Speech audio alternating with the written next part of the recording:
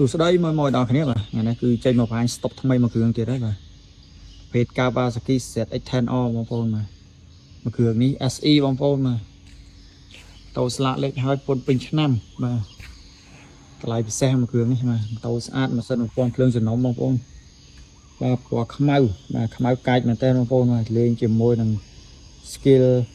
នេះទៀតមកបាទឃើញញាក់សាច់តែម្ដងបងប្អូនបាទជាមួយនឹងស្លាបបាទជាមួយនឹងស្លាបនេះមកគឺឃើញអេមែនតើបងប្អូនបាទភេទ SE បងប្អូនណាសបកតងោលបាទស្អិតស្អាតមកក្រោយបងប្អូនបាទ delay ខ្ពស់24 25 delay បាទមកជាមួយនឹងបូម Survive បាទ clipper Brembo ស៊ីមចេញពីក្រុមហ៊ុនបងប្អូនបាទ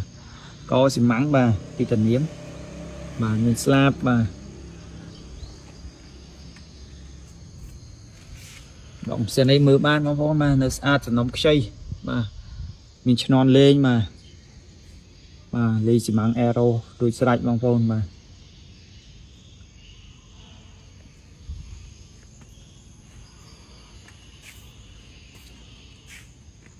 ស្បកនៅស្អាតបាទស្បកតងោស្អិត delay ខ្ពស់24 25បាទដៃជើងឲ្យនៅស្អាតបាទប្រភេទ SE ខុសធម្មតាបាទកម្មបាទធម្មតាកម្ម3ទេបាទតែនេះកម្មស្អាតបាទកម្មវាស្អាតជាមួយចង្វាក់ម្ញងអីគឺនៅថ្មីបាទហើយមួយគ្រឿងនេះដែរស្លាកលេខខ្ពស់បងប្អូនបាទ KO បាទអានេះគ្វីអាប់ដោនបងប្អូនបាទឡើងចុះ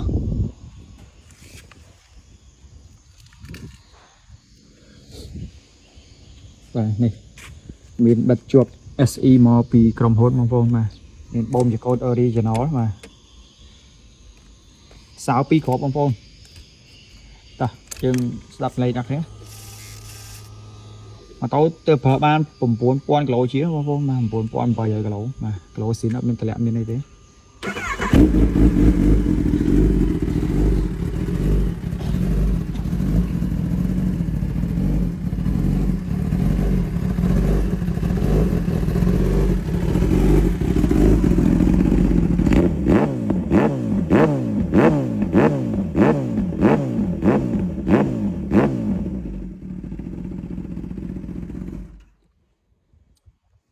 បាទ016បងប្អូនបាទស្លាកលេខហើយពុនពេញឆ្នាំបងប្អូនបាទ